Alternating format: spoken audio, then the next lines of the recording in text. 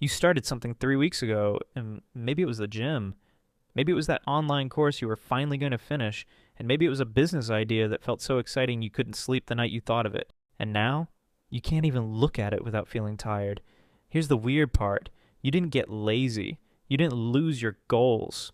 Something else happened, something almost nobody talks about, and once you see it, you're going to start noticing it everywhere in your life. So let's talk about why your brain does this to you. First, let's kill the lie you've been telling yourself. You are not undisciplined. If you were truly lazy, you never would have started in the first place. Lazy people don't sign up for gym memberships.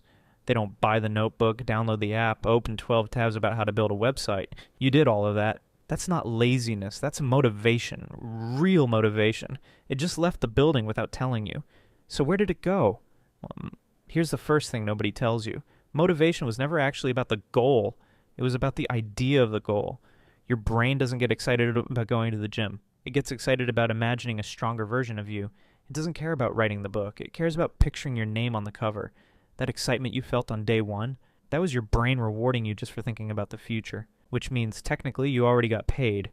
Your brain handed you a little hit of dopamine the moment the idea felt possible. And once you got that reward, some part of your mind quietly considered the job halfway done. Wild, right? You can feel accomplished without accomplishing anything.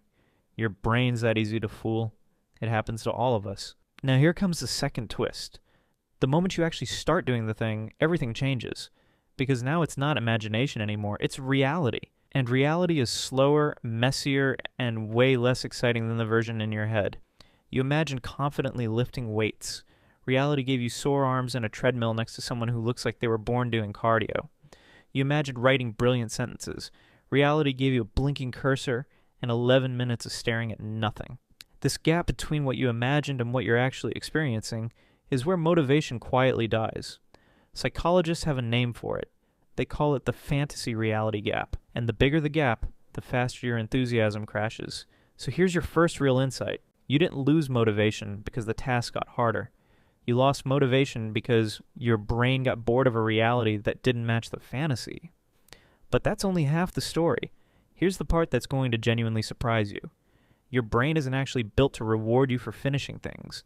It's built to reward you for progress it can clearly see. Real, visible, obvious progress. Not effort, not time spent. Progress it can measure. Think about your phone. Every notification, every like, every little ding gives you instant visible feedback. Something happened and you can see it happen immediately. Now think about the gym, or studying, or building a business.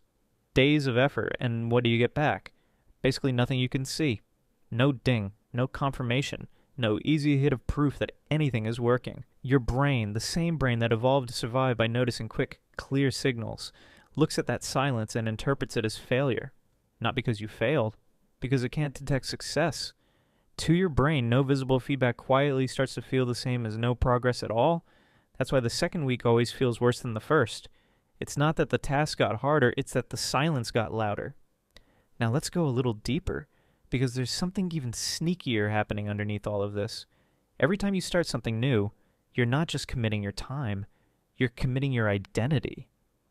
When you decide to become someone who works out or someone who's building a business, you're quietly asking your brain to accept a new version of you.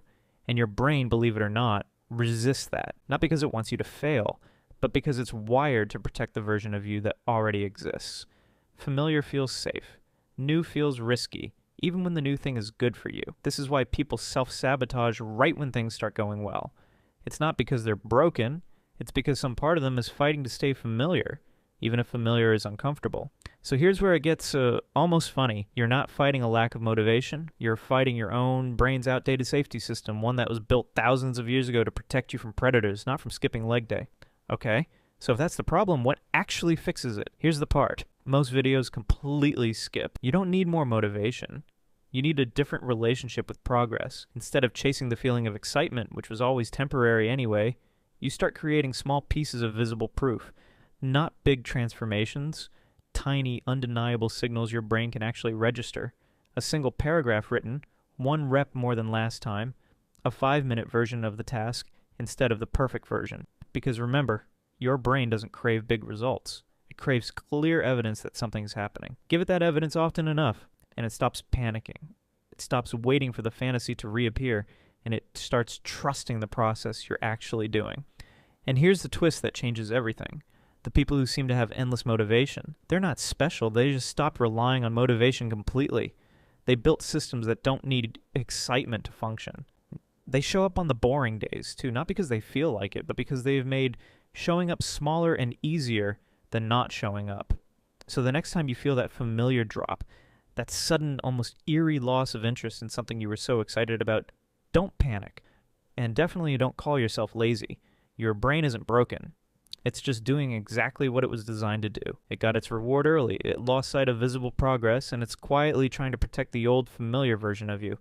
Once you understand that, you stop fighting yourself. And that, honestly, might be the real starting point you've been looking for all along.